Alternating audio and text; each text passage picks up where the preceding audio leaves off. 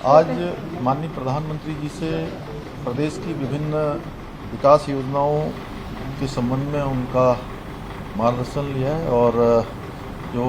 उत्तराखंड की स्थिति इस समय आपदा की स्थिति है और आपदा के कारण से हुआ नुकसान है, उन सभी के बारे में आदरणीय प्रधानमंत्री जी को अवगत कराया है और साथ ही सड़क परिवहन के क्षेत्र में 2000 करोड़ रुपए की धनराशि विभिन्न मार्गों के सुधारीकरण के लिए और नवनिर्माण के लिए उसका भी मैंने अनुरोध किया है। साथ ही 6 राजमार्ग उनको उच्चीकृत करने का भी निवेदन किया है। साथ में पर्यटन की दृष्टि से और जनमानस को सुविधा की दृष्टि से काठगोदाम भीमताल लोहाघाट पंचेश्वर मोटर मार्ग को राष्ट्रीय राजमार्ग के रूप में उच्चीकृत किए जाने के लिए भी अनुरोध किया है। साथ ही 3 टनल जो कि जौलीकांग के मध्य 5 किलोमीटर लंबी तथा बेदांग से 20 किलोमीटर मार्ग बनाए जाने से जौलीकांग एवं तवा घाट दोनों एक दूसरे से जुड़ जाएंगे। जो 5 किलोमीटर टनल से अभी 5 किलोमीटर की टनल बन जाने से 161 किलोमीटर की दूरी कम हो जाएगी। इसी प्रकार से सीपू से तोला तक 22 किलोमीटर टनल से दारमा वैली और जौहर वैली आपस में जुड़ जाएंगे और मिलन पिथौरागढ़ से लपतल चमोली 30 किलोमीटर की टनल बनने से और इन तीनों टनलों के बनने से 490 किलोमीटर की जो दूरी है वो कम हो जाएगी। इसी प्रकार से मानसखंड जो मंदिर माला मिशन है उसमें हमारे 16 प्रमुख मंदिरों को एक दूसरे से जोड़ने के लिए, उनका चौड़ीकरण करने के लिए और उनको उच्चीकृत करने के लिए एक सर्किट के तहत एक दूसरे से जोड़ने के लिए,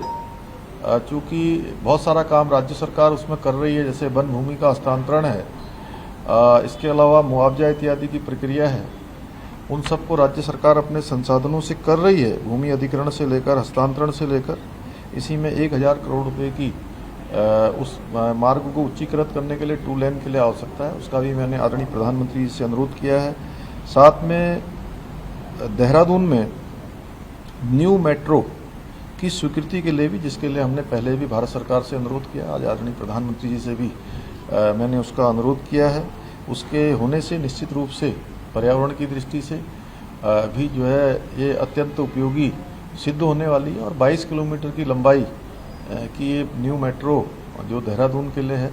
उसके संबंध में भी चर्चा की है। साथ में सौंग डैम जो कि आने वाले समय में पूरे देहरादून के लिए अगले 50 सालों के लिए जल स्तर और पेयजल की सुनिश्चितता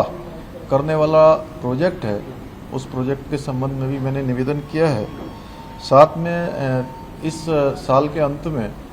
ग्लोबल इन्वेस्टर समिट जो हम उत्तराखंड में देहरादून में करने वाले हैं